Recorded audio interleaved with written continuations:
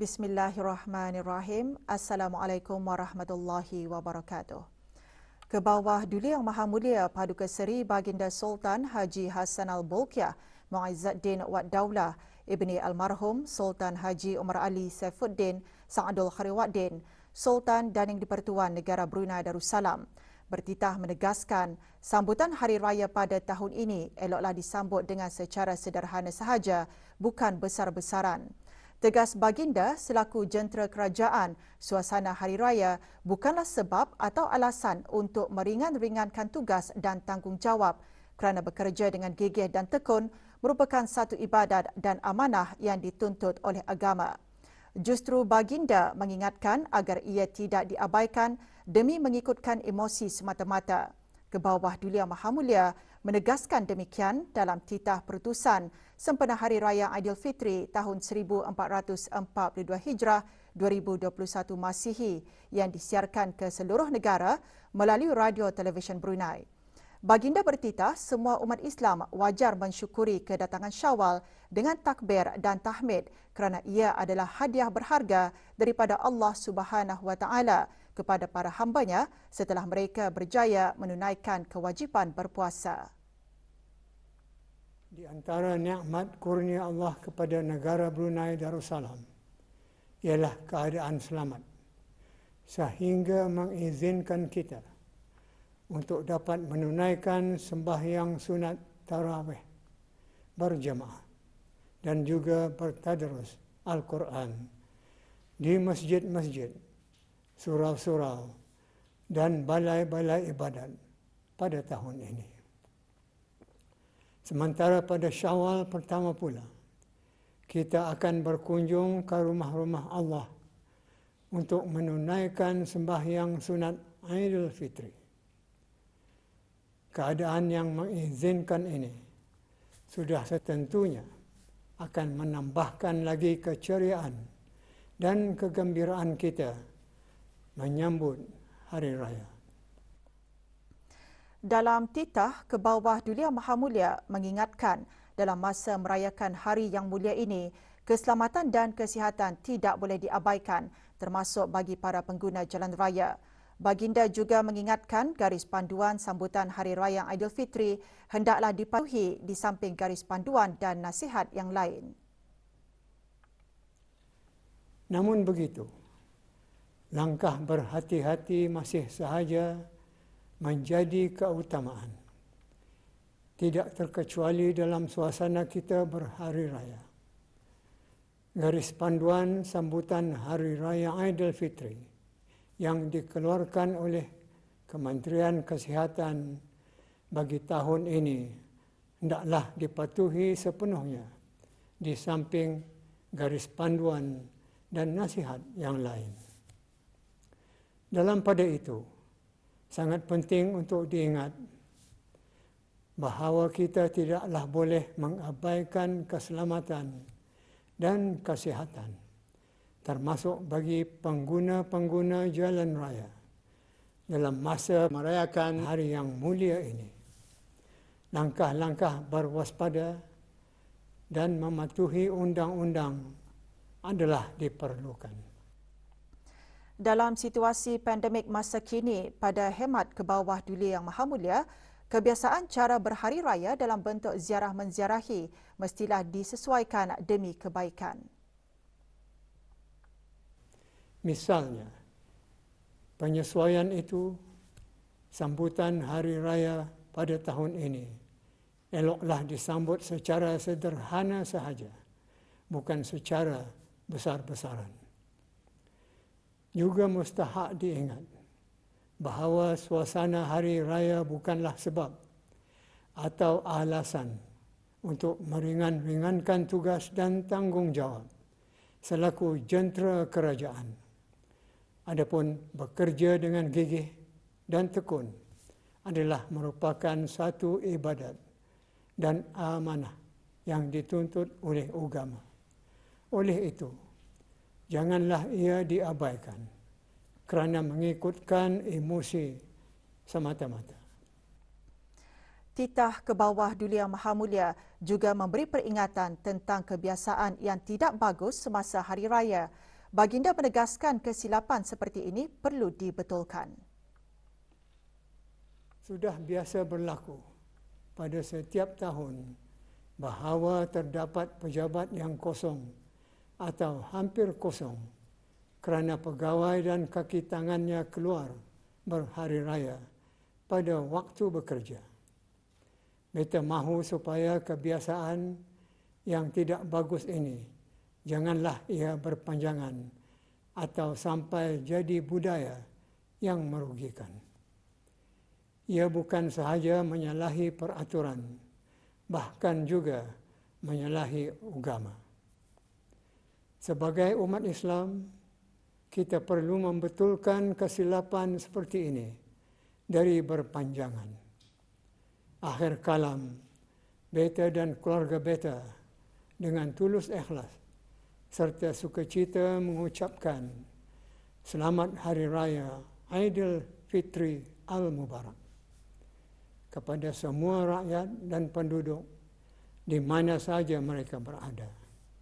Semoga kita semua sama-sama beroleh petunjuk dan pemeliharaan Allah yang Maha Kaya. Laungan takbir, tahmid dan tasbih bergema di seluruh negara sebagai tanda syukur kepada Allah Subhanahu Wa Taala atas kurnianya memberikan kesempatan kepada umat Islam di negara Brunei Darussalam menyambut Hari Raya Aidilfitri.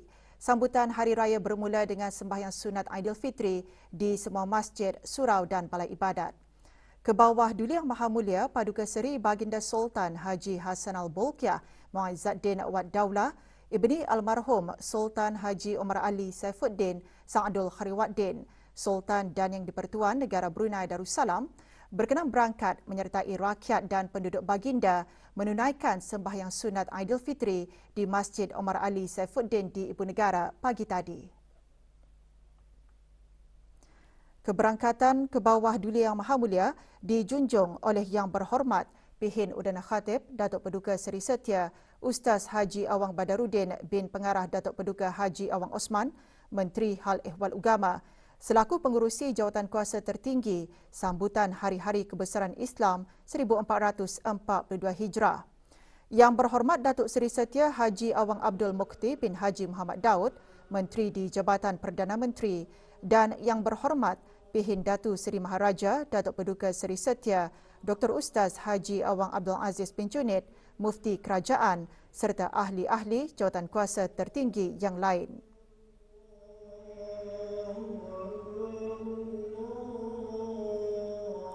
Berangkat sama paduka-paduka anak anda baginda, Duli Yang Teramat Mulia Paduka Seri Pengiran Muda Mahkota, Pengiran Muda Haji Al-Muhtaribillah, Menteri Kanan di Jabatan Perdana Menteri, Duli Yang Teramat Mulia Paduka Seri Pengiran Muda Abdul Malik dan Duli Yang Teramat Mulia Paduka Seri Pengiran Muda Abdul Matin.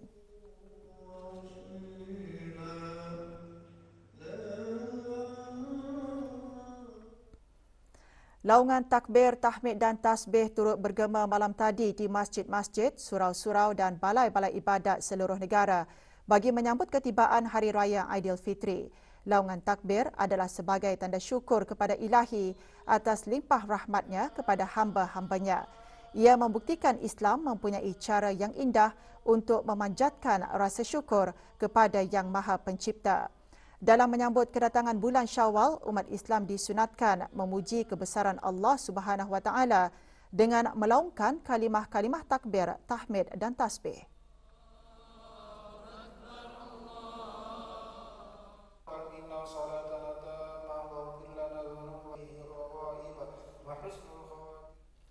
Umat Islam di negara Brunei Darussalam meraihkan 1 Syawal hari ini. Di negara ini sudah menjadi tradisi 1 Syawal disambut dengan 12 das tembakan meriam. Pelepasan tembakan meriam diadakan petang kemarin di Taman Haji Semuda Omar Ali Saifuddin di Ibu Negara. Ia melibatkan 12 anggota polis tentera Angkatan Bersenjata Diraja Brunei ABDB dan diketuai oleh Kapten Awang Haji Muhammad Ali Hassan bin Haji Japar, Pegawai Tugas Am Polis Tentera ABDB.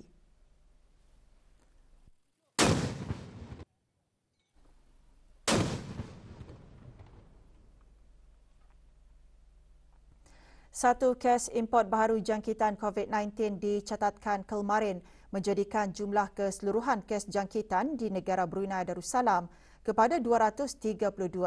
Kementerian Kesihatan dalam siaran akhbarnya mengenai perkembangan terkini situasi jangkitan COVID-19 memaklumkan kes 232 ialah seorang perempuan berumur 24 tahun yang tiba ke negara ini dari Jakarta pada 29 April 2021. Kes tersebut mengalami selsema sejak 11 Mei. Penyiasatan dan pengesanan kontak mengesahkan tidak ada kontak terdekat memandangkan dia dikuarantin sebaik saja tiba ke negara ini dan keseluruhan pengendalian perjalanan semasa ketibaan dan pengasingan diri adalah mengikut standard prosedur operasi. Pada ketika ini, 9 kes aktif menerima rawatan di Pusat Pengasingan Kebangsaan dalam keadaan baik.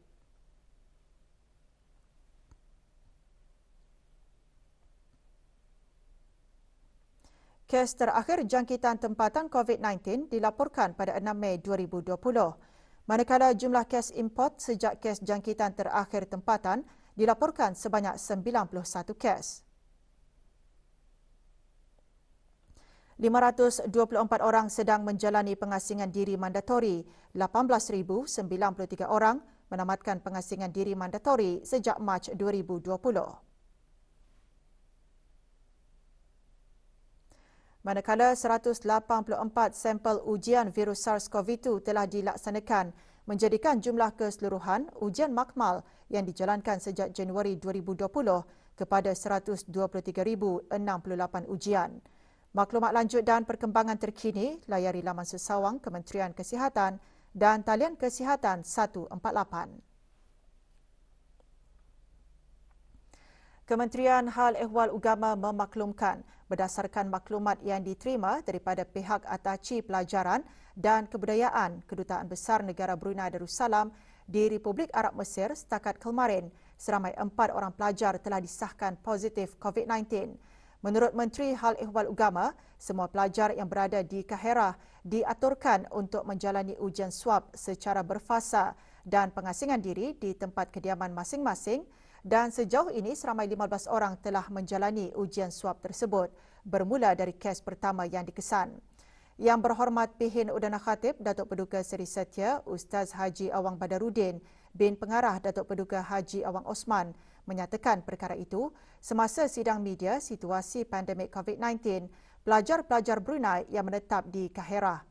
Berikutan situasi itu, Kementerian Hal Ehwal Agama telah bekerjasama dengan Kedutaan Besar Negara Brunei Darussalam di Republik Arab Mesir dan Kementerian Kesihatan Negara Brunei Darussalam dalam memantau perkembangan kesihatan para pelajar di Republik Arab Mesir.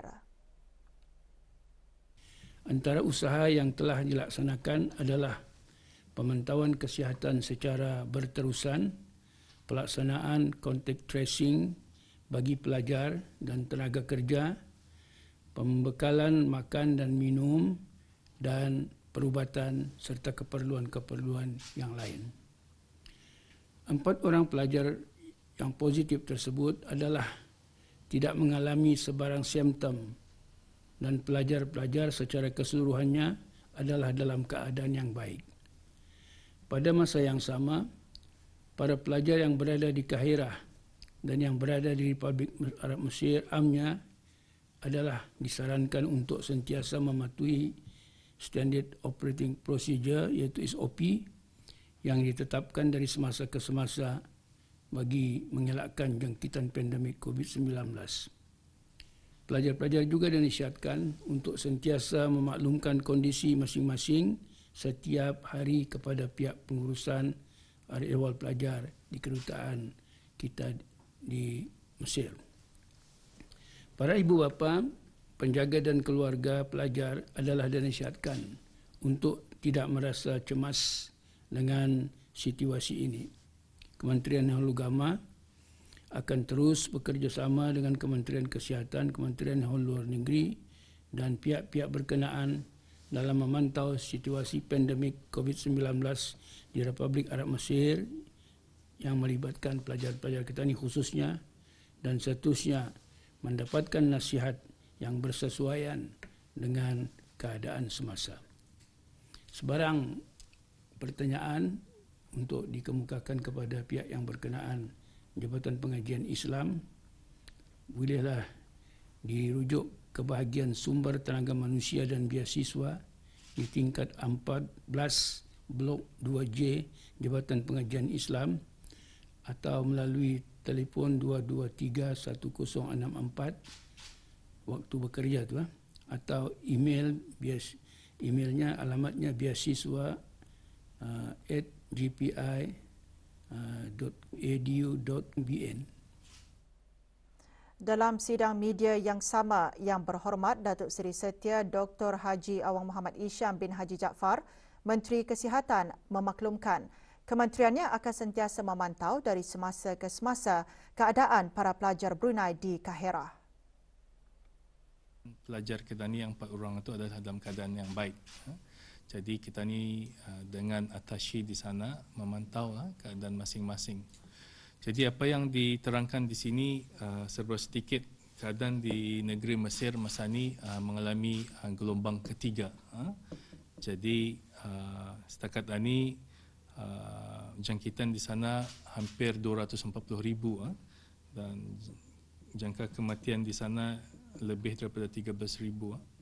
Jadi kekhawatiran itu memang ada dan tinggi, dan ini akan sentiasa memantau keadaan ini dari semasa ke semasa. Sejak program vaksinasi COVID-19 dilaksanakan pada 3 April lalu, setakat 12 Mei 2021, seramai 27,074 orang menerima suntikan vaksin COVID-19.